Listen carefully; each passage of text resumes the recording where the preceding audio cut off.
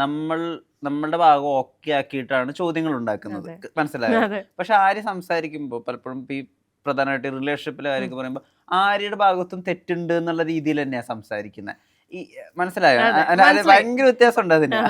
പ്രത്യേകിച്ച് സ്ത്രീ വന്നിരുന്നിട്ട് ഒരു റിലേഷൻഷിപ്പ് ഫെയിലിയർ ആയതിന് എന്റെ ഭാഗത്ത് തെറ്റുണ്ടെന്നൊക്കെ പറയുമ്പോൾ അതിന് അർത്ഥങ്ങൾ എത്രയോ ആളുകൾ ഉണ്ടാക്കും. അല്ലെങ്കിൽ എന്തായിരിക്കും ഈ അങ്ങനെ ഒരു ഇമേജ് കോൺഷ്യസ് അല്ലാതെ അങ്ങനെ കാര്യങ്ങൾ പറയാന്നുണ്ടല്ലോ. അത് ശരിക്കും സ്പോണ്ടേനിയസ് ആയിട്ട് ചെയ്തു പോയതാ? ഇതിന്റെയൊക്കെ പരിണിത ഫലം അങ്ങനെയൊക്കെ ആലോചിച്ചിട്ടുണ്ട്? സത്യം പറഞ്ഞ ആലോചിച്ചിട്ടില്ല. പിന്നീട് ഇതൊക്കെ ആൾക്കാര് നമ്മളെ ജഡ്ജ് ചെയ്യുമല്ലോ. ഞാൻ പറഞ്ഞത് ഇപ്പൊ ആര്യയുടെ തെറ്റെന്ന് പറഞ്ഞാൽ ചിലപ്പോൾ ആര്യ ഉദ്ദേശിച്ചത് അതൊരു കമ്മ്യൂണിക്കേഷൻ ഗ്യാപ്പ് ആയിരിക്കും. ശരിയാണ്.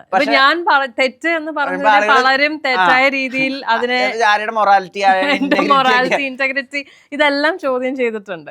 ഇല്ല, അതാ ഞാൻ പറഞ്ഞത്. ചിലപ്പോൾ നമ്മൾ അറിയാത്ത ആൾക്കാരാണ് ഇതൊക്കെ കേൾക്കുന്നത്. അത് അവർക്ക് എന്താണ് ശരിക്കും സംഭവിച്ചതെന്നും അറിയില്ല. ഈ കുട്ടി പറയുന്നു ഈ കുട്ടിയുടെ തെറ്റാണെന്നും പറയുന്നു. അതിൻ്റെ അപ്പുറത്തേക്ക് ഒന്നും ഇവർക്ക് അറിയില്ല. അപ്പൊ എന്തോ പ്രശ്നമുണ്ട്. അപ്പം ആൾക്കാര് നാച്ചുറലി ജഡ്ജ് ചെയ്യുന്നതാണ്.